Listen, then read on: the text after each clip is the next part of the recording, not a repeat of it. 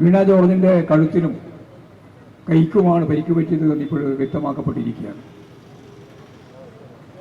കഴുത്തിന് കോളറിട്ട് ആശുപത്രിയിൽ കിടക്കുകയാണ്. വളരെ ആസൂത്രിതമായിട്ടാണ് അതിശക്തിയായ ഒരു കടന്നാക്രമം ആരോഗ്യവകുപ്പ് കൈകാര്യം ചെയ്യുന്ന ബഹുമാന്യയായ മന്ത്രി ഇപ്പോഴും ആശുപത്രിയിൽ കിടക്കുകയാണ്. മന്ത്രി വീണ ജോർജ് ആശുപത്രിയിൽ കിടക്കുന്ന തരത്തിലേക്കുള്ള ഒരു അക്രമം കേരളത്തിൻ്റെ ചരിത്രത്തിൽ ഇതിന് സാമാന്യമായ സമമായ ഒരു സംഭവവും ഇതുവരെ കേരളത്തിൽ ഉണ്ടായിട്ടില്ല. സലാമുണ്ടിട്ട പ്രിയപ്പെട്ടവരെ, സലാമുണ്ടിട്ട ഒന്ന് രണ്ട് കാര്യങ്ങൾ വേഗം പറയാട്ടെ, വേഗം പറഞ്ഞിട്ട് പൊക്കോളാട്ടാ. ഈ കഴിഞ്ഞ ദിവസം കണ്ണൂരിലുണ്ടായ സംഭവങ്ങൾ തന്നെയാണ് പറഞ്ഞു വരുന്നത്. ഒരു നുണ ഒരു 100 പ്രാവശ്യം ആവർത്തിച്ചു കഴിഞ്ഞിട്ടുണ്ടെങ്കിൽ അത് സത്യമായിട്ട് മാറുമെന്ന് ഒരു ഗീബൽസ്യൻ സിദ്ധാന്തം നമ്മുടെ നാട്ടിൽ പ്രചരിക്കുന്നുണ്ടല്ല, അല്ലെങ്കിൽ അങ്ങനെ ഒരു ഇടപാടിൽ പറഞ്ഞു കേട്ടിട്ടുണ്ടല്ല. അതുപോലെയാണ് ഒരു പച്ചക്കള്ളം അങ്ങോട്ട് പടച്ചുണ്ടാക്കുക. അതിന് പിന്നെ 100 പ്രാവശ്യം 1000 പ്രാവശ്യം വേണ്ടി വന്നാൽ 1,00,000 പ്രാവശ്യം അങ്ങനെ ആവർത്തിച്ച് പറഞ്ഞ് അത് സത്യമാണെന്ന് പറഞ്ഞ് ആടിനെ പട്ടിയാക്കി പട്ടീനെ പേപ്പട്ടിയാക്കി മാറ്റുന്ന ഒരു ചരിത്രമുള്ള ഈ കമ്മ്യൂണിസ്റ്റ് പാർട്ടിക്കുള്ളത്. അത് തന്നെയാണല്ലോ ഇപ്പോൾ കഴിഞ്ഞ ദിവസം കണ്ണൂർ റെയിൽവേ സ്റ്റേഷനിൽ നടന്നത്. ആരോഗ്യവകുപ്പിനെ വെന്റിലേറ്റർ കയറ്റി കിടത്തിയേക്കണ ആരോഗ്യവകുപ്പ് മന്ത്രി വീണ ജോർജ് കണ്ണൂരിൽ നിന്ന് തിരുവനന്തപുരത്തേക്ക് വന്ദേ ഭാരതത്തിന് വരാൻ വേണ്ടി വന്നപ്പോൾ കുറച്ച് കേസുകാർ പുള്ളങ്ങൾ അവിടെ ചെന്ന് കരിങ്കൊടി കാണിച്ചില്ല. ഈ കരിങ്കൊടി കാണിച്ചപ്പോൾ മുതൽ അത് ഇടങ്ങേറായി. കരിങ്കൊടി കാണിക്കാൻ വന്ന 5 പിള്ളേരെ പോലീസുകാർ പിടിച്ചിട്ട് അങ്ങോട്ട് കൊണ്ടുപോയി. വീണ ജോർജ് 1ാമത്തെ പ്ലാറ്റ്ഫോമിൽ നിന്ന് 3ാമത്തെ പ്ലാറ്റ്ഫോമിൽ വന്ന് വണ്ടി കയറാൻ വേണ്ടി നിൽക്കുമ്പോൾ അവിടെ ഷംസീർ ഇരിക്കണ്, സ്പീക്കർ. അപ്പോൾ സ്പീക്കറായിട്ട് സംസാരിച്ച് കഴിഞ്ഞിട്ട് സ്പീക്കറോടനെയാണ് കാര്യങ്ങൾ ചോദിച്ച് മനസ്സിലാക്കുന്നത്. വേഗം മുഖ്യമന്ത്രിനെ വിളിക്കണം. മുഖ്യമന്ത്രിനെ വിളിച്ചു കഴിഞ്ഞപ്പോൾ അപ്പട്ടം മുതൽ ആകെ അങ്ങോട്ട് പുകിലായി. പിന്നെയാണ് ഈ കാര്യങ്ങളൊക്കെ അടിമേലി അങ്ങോട്ട് മറിയണത്. വീണ ജോർജിൻ്റെ കഴുത്തിന് കുത്തിച്ച് പിടിച്ച് കൈ പിടിച്ച് ഞെരിച്ച് കൈമ ഒരു വട്ടച്ചൊറി ഉണ്ടായിരുന്നു, അത് ഉൾപ്പെടെ പിടിച്ച് ഞെരിച്ച് എന്നൊക്കെ പറഞ്ഞ് MP ഗോവിന്ദൻ്റെ പ്രസ്താവനയും വന്ന് വേഗം വീണ ജോർജിനെ വണ്ടി കയറ്റി ആംബുലൻസിൽ കയറ്റി ജില്ലാ ആശുപത്രി കണ്ണൂർ ജില്ലാ ആശുപത്രിയിലേക്ക് കൊണ്ടുപോകണം. മുഖ്യമന്ത്രി ഓടിപ്പടഞ്ഞ് ജില്ലാ ആശുപത്രിയിൽ എത്തുന്നത്. അവിടുന്ന് അപ്പം തന്നെ കുരക്കന് കുത്തിപ്പിടിച്ച് ശ്വാസം മുട്ടി കഴുത്തിൻ്റെ കശേരികളൊക്കെ തെറ്റിക്കഴിഞ്ഞ് ഇടങ്ങേറായിക്കണ്. വീണ ജോർജിനെ പരിയാരം മെഡിക്കൽ കോളേജിലേക്ക് മാറ്റി മെഡിക്കൽ ബോർഡ് ഉണ്ടാക്കണ്, എക്സ്റേ എടുക്കണ്, സ്കാൻ എടുക്കണ്. പരിയാരം മെഡിക്കൽ കോളേജിലുള്ള സ്കാനിങ് മെഷീൻ പോരാണ്ട് വന്നിട്ട് വേറെ പുറത്തു നിന്നൊക്കെയുള്ള സ്കാനിങ് മെഷീൻ കൊണ്ട് അരമണിക്കൂറിനുള്ളിൽ സ്കാനിങ് വേറെ മാറ്റി എടുക്കണ്. CT സ്കാൻ എടുക്കണ്, ഫുൾ സ്കാൻ എടുക്കണ്, അവിടെ MRI സ്കാൻ എടുക്കണ്. അവിടെ സ്കാനിങ്ങിന് നിശ്ചയിച്ചിരുന്ന മറ്റുള്ള രോഗികളൊക്കെ തള്ളി മാറ്റി ദൂരേക്ക് മാറ്റിയിട്ടുണ്ട്. വീണ ജോർജിനെ പടപടയെന്ന് ഫോട്ടോ എടുക്കണ പോലെ സ്കാൻ എടുത്തുകൊണ്ടിരിക്കുകയാണ്. അങ്ങനെ തിരിച്ചും മറിച്ചും ശരീരം മുഴുക്കെ തലമുടി നാരൊക്കെ ഓരോന്ന് വിട്ട് വേർപെടുത്തിയൊക്കെ സ്കാൻ എടുത്തു കഴിഞ്ഞിട്ട് അവർക്ക് കണ്ടെത്താൻ പറ്റിയത് കഴുത്തിന് ക്ഷതമുണ്ടെന്നുള്ളത് മാത്രമാണ്. റിപ്പോർട്ട് ഇതുവരെ പുറത്തു വിട്ടിട്ടില്ല കേട്ടാ. അതൊക്കെ പോട്ടെ, അതൊക്കെ കഴിഞ്ഞ കാര്യങ്ങളല്ലാന്ന് പറഞ്ഞ് ഇനി കാര്യങ്ങൾ ഇടങ്ങേറുണ്ടാക്കണില്ല. അപ്പം ഈ വീണ ജോർജിന് അങ്ങനെ ആശുപത്രിയിൽ പ്രവേശിച്ച് ലോകം മുഴുക്ക ലോകമായ ആളുകൾ DYFIക്കാരും SFIക്കാരൊക്കെ KSUക്കാർക്കും യൂത്ത് കോൺഗ്രസ്സുകാർക്കെതിരൊക്കെ പ്രചരണമായിട്ട് ഇറങ്ങണ്.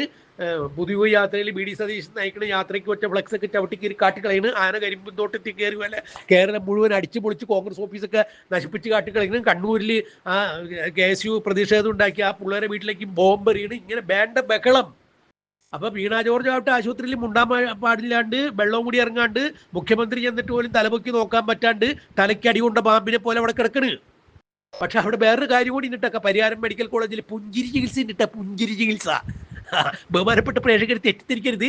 ഈ പുഞ്ചിരി ചികിത്സ എന്ന് പറഞ്ഞിട്ടുണ്ടെങ്കിൽ ഈ മെഡിക്കൽ കോളേജുകളിൽ അല്ലെങ്കിൽ പ്രത്യേകിച്ച് പരിയാരം മെഡിക്കൽ കോളേജിൽ അവശതയായിട്ട് തല മുങ്ങാണ്ട് കിടക്കണ മിണ്ടാട്ടം മുട്ടിക്കിടക്കണ രോഗികളൊക്കെ അവർക്ക് ചികിത്സ ഏർപ്പെടുത്തിയതിൻ്റെ ഭാഗമായിട്ട് അവർക്ക് സന്തോഷം ഉണ്ടാക്കുന്നതിൻ്റെ ഭാഗമായിട്ട് അവിടുത്തെ നേഴ്സുമാരൊക്കെ കൂടി ഏർപ്പെടുത്തിയേക്കുന്ന ഒരു ചികിത്സ എന്ന് പറഞ്ഞാൽ പുഞ്ചിരി ചികിത്സ.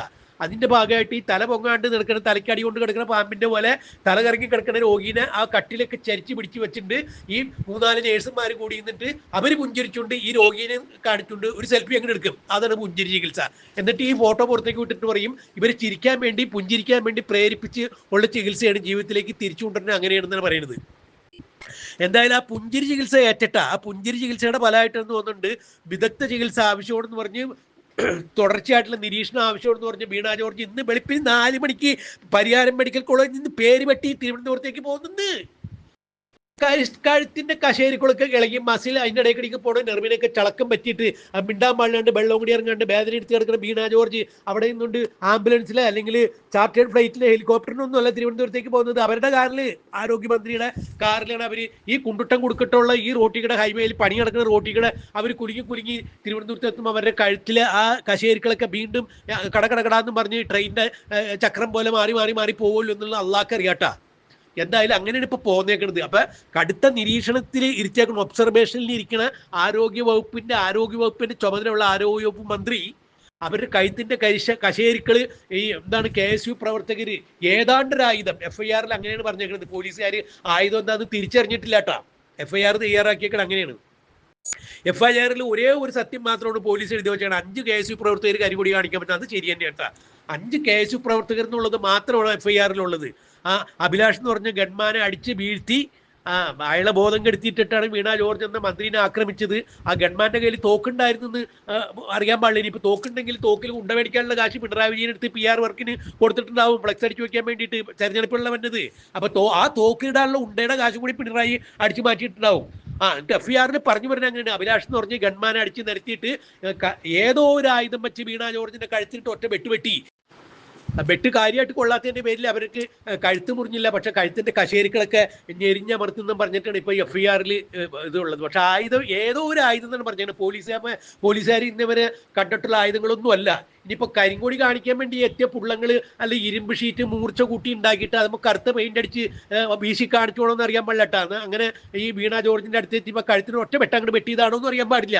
ഇനിയിപ്പോൾ ഇത് പറയുന്നതിന്റെ പേരിൽ നമ്മളെ ഇനി പോലീസുകാരൻ പിടിച്ചുകൊണ്ടേത്തിടുമെന്ന് അറിയാൻ പാടില്ലട്ടെ. പിണറായിയുടെ പോലീസല്ലേ, പറയാൻ പറ്റൂല. അതൊക്കെ എന്തൊക്കെ തന്നെയായാലും വെളുപ്പിന് 4 മണിക്ക് ആ പരിയാരം മെഡിക്കൽ കോളേജിന്റെ IC യൂണിറ്റിൽ നിന്ന് ഡിസ്ചാർജ് മേടിച്ച് വീണ ജോർജ് തിരുവനന്തപുരത്തേക്ക് കാർ മാർഗം പോന്ന്. കശേരികളൊക്കെ തെറ്റിയാലും വേണ്ടില്ല, ഞാൻ ഇനി സ്റ്റേറ്റ് കാറിൽ തന്നെ വീട്ടിലേക്ക് കൊള്ളുന്നു അല്ലെങ്കിൽ തിരുവനന്തപുരത്തേക്ക് കൊള്ളുന്നു പറഞ്ഞപ്പോൾ അവിടുന്ന് ഡിസ്ചാർജ് മേടിച്ച് പോകുന്നു. ഇതിലൊക്കെ വേറൊരു ഹിക്കുമത്ത് വേറെയും പറയാട്ടാ.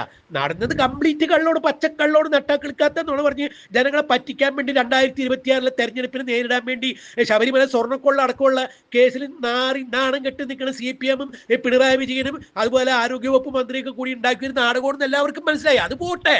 എന്നിട്ട് IC യൂണിറ്റിൽ കിടത്തിയ ഈ ആരോഗ്യവകുപ്പ് മന്ത്രിനെ നിരന്തരം നിരീക്ഷണം വേണമെന്ന് പറഞ്ഞ് ഈ മന്ത്രി പോകുന്നത് വെളുപ്പിന് 4 മണിക്ക് ലോകത്തുള്ള ഏതെങ്കിലും ആശുപത്രിയിൽ നിന്ന് IC യൂണിറ്റിൽ നിന്ന് നേരെ ആരെങ്കിലും ഡിസ്ചാർജ് ചെയ്ത് വിടുവോ?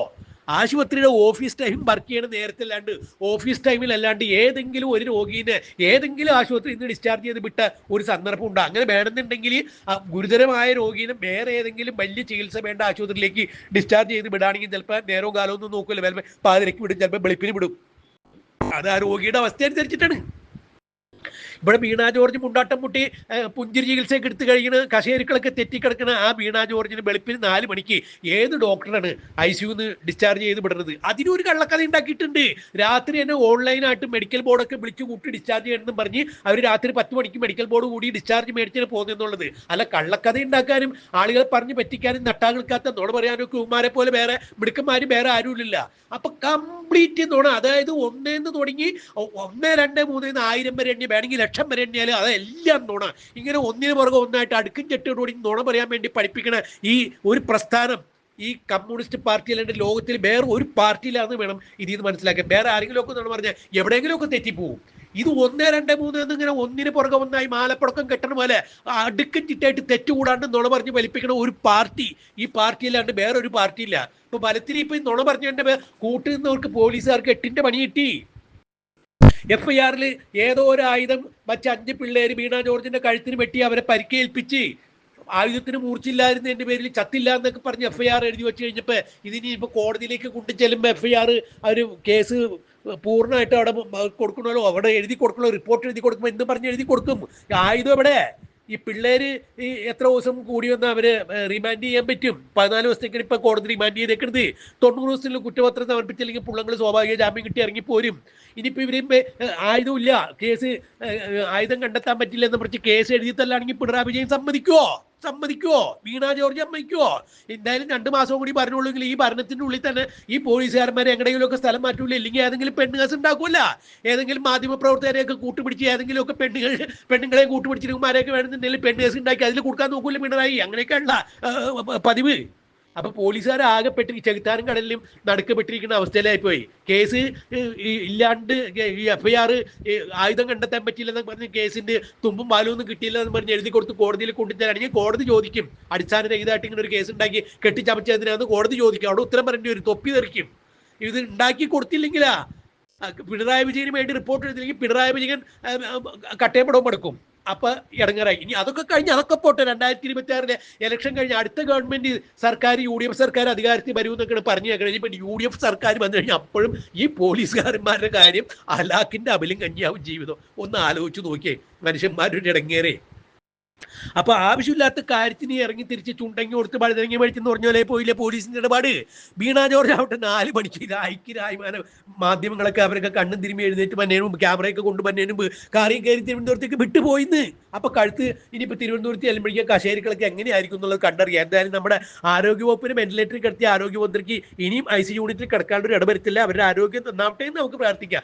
ഇങ്ങനെ കള്ളം പറഞ്ഞ് ജനങ്ങളെ പറ്റിച്ച് ഇങ്ങനെ പറ്റിച്ച് ഇങ്ങനെ മുന്നോട്ട് എത്ര നാൾ കൊണ്ടുപോകാൻ പറ്റും? MP ഗോവിന്ദനൊക്കെ പറഞ്ഞില്ലേ, MP ഗോവിന്ദൻ ആരാണ്ടിന്റെ ഒക്കെ മരണാനന്തര ചടങ്ങിൽ പങ്കെടുക്കുന്ന പോലെ സങ്കടത്തോടു കൂടി അതീവ ഗദ്ഗത കണ്ടനായി, ശബ്ദമൊന്നും പുറത്തേക്ക് വന്നില്ല. പഴയ എലി മുന്നല് കണ്ട പോലെ ചിരിയും ഒന്നുമില്ല. അല്ലെങ്കിൽ മാധ്യമങ്ങൾ കാണുമ്പോൾ ഒരു ചിരി ഉണ്ടല്ല, ഒരു ഇലയോട് കൂടിയുള്ള സംസാരം. വീണ ജോർജിന്റെ കഴുത്തിന് പിടിച്ച് ഞെക്കി കൈ പിടിച്ച് തിരിച്ചെന്നൊക്കെ പറഞ്ഞുള്ള MP ഗോവിന്ദൻ മാധ്യമങ്ങൾക്ക് മുമ്പിൽ ഒന്ന് പറഞ്ഞത്. എന്തൊക്കെ പുകലുമാരുണ്ടാക്കി. ഇപ്പൊ വീണ ജോർജ് രായ്ക്ക് രാമായണം പരപരാ നേരം വെളുക്കുന്നതിന് മുമ്പ് സൂര്യൻ ഉദിക്കുന്നതിന് മുമ്പ് 4 മണിക്ക് എന്നെ ഡിസ്ചാർജ് മേടിച്ച് തിരുവനന്തപുരത്തേക്ക് കാറി കയറി പോന്ന് പെടഞ്ഞു കുളിക്കുക. ആ പെണ്ണുമ്പിള്ളേ ഒന്ന് ആലോചിച്ച് നോക്കണം. ഇപ്പൊ വേറെ ചില തീരുമാനങ്ങളൊക്കെ എടുക്കേണ്ടെന്ന് അറിയിക്കണം, അതിന്റെ പേപ്പർ വർക്കൊക്കെ നീക്കണമെന്ന് അറിയാൻ പോകുന്നത്. അതായത് ഫെബ്രുവരി 25-ാം തീയതി ലോക കഴുത്തു ഉളുക്ക് ദിനമായിട്ട് ആചരിക്കാൻ പോകുന്ന വീണ ജോർജിന്റെ കഴുത്തുളുക്കി ദിനത്തിന്റെ ഓർമ്മയ്ക്ക് വേണ്ടിയിട്ട് ഫെബ്രുവരി 25 ലോക കഴുത്തുളുക്കി ദിനം പെടലുളുക്കികളുടെ സമ്മേളനമൊക്കെ അന്ന് സംഘടിപ്പിക്കും എന്നൊക്കെയാണ് പറയുന്നത് കേൾക്കുന്നത്. എന്തായാലും ലോകവ്യാപകമായിട്ട് ആഘോഷിക്കാൻ പറ്റിയില്ലെങ്കിൽ കേരളത്തിലെങ്കിലും വരുന്ന ഫെബ്രുവരി 25-ാം തീയതി മുതൽ കഴുത്തുളുക്കി ദിനം പെടലുളുക്കി ദിനമായിട്ട് ആചരിക്കും എന്നൊക്കെയാണ് പറഞ്ഞു കേൾക്കുന്നത്. എന്താണ് ഇനിയിപ്പോൾ ഇത് നടക്കാൻ പോണെന്ന് നമുക്ക് കണ്ടറിയാം, കാത്തിരിക്കുക. അപ്പം അങ്ങനെ ആയിക്കോട്ടെ. ഇങ്ങനെ എന്തെങ്കിലുമൊക്കെ ഉണ്ടെങ്കിൽ വരാട്ടെ. എങ്ങനെ മുണ്ടാണ്ടിരിക്കും വേണ്ട എന്ന് വെച്ചാൽ പറയാണ്ടിരിക്കില്ല. ഇത് കാണുമ്പോൾ എങ്ങനെ മുണ്ടാണ്ടിരിക്കണേ. അപ്പം അങ്ങനെ ആയിക്കോട്ടെ ഏട്ടാ, ഇനി കാണാം. ഓക്കെ, അപ്പം സലാം. വളരെ ആസൂത്രിതമായിട്ടാണ് അതിശക്തിയായ ഒരു കടന്നാക്രമം ആരോഗ്യവകുപ്പ് കൈകാര്യം ചെയ്യുന്ന ബഹുമാന്യയായ മന്ത്രി ഇപ്പോഴും ആശുപത്രിയിൽ കിടക്കുകയാണ്. മന്ത്രി വീണ ജോർജ് ആശുപത്രിയിൽ കിടക്കുന്ന തരത്തിലേക്കുള്ള ഒരു അക്രമം കേരളത്തിൻ്റെ ചരിത്രത്തിൽ ഇതിന് സാമാന്യമായ സമമായ ഒരു സംഭവവും ഇതുവരെ കേരളത്തിലുണ്ടായിട്ടില്ല. ചരിത്രത്തിൽ ആദ്യമായിട്ടാണ് ഒരു വനിതാ മന്ത്രിക്കെതിരായി കയ്യേറ്റം നടക്കുന്നത്.